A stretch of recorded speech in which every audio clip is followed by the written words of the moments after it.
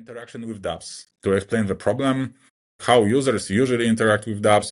Let's say that user connects to, I don't know, Uniswap using MetaMask, let's say. So how it usually goes, the flow is that user click connect, chooses the wallet, then there is a Uniswap frontend where user can choose a token, and the Uniswap frontend already knows what token amounts are in the wallet. I don't remember whether Uniswap have a slider, but I think it does, so user can even use the slider to trade half of the entire amount that's available and then click send. Basically, everything is smooth because the frontend have all the information about what's on the account. So now, like, we do private accounts. So if we, like, the concept of connecting the private account to Uniswap wallet seems complex because Uniswap will not know what's in the accounts. It's impossible to have this kind of front-end interaction that people are used to. So there are two ways around it. You can either release some kind of SDK for the dApps with the hope that they will use it to allow users of private wallets to actually use their product. So this kind of SDK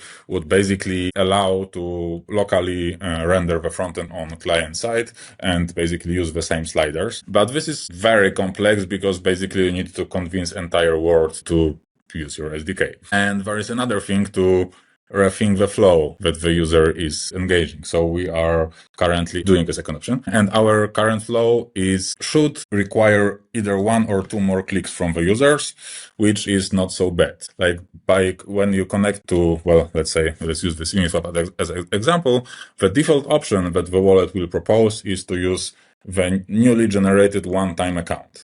So this is the same click that you would normally do by connecting your general account. Then you need to, unfortunately, top up this account with appropriate amount of tokens from your shielded account.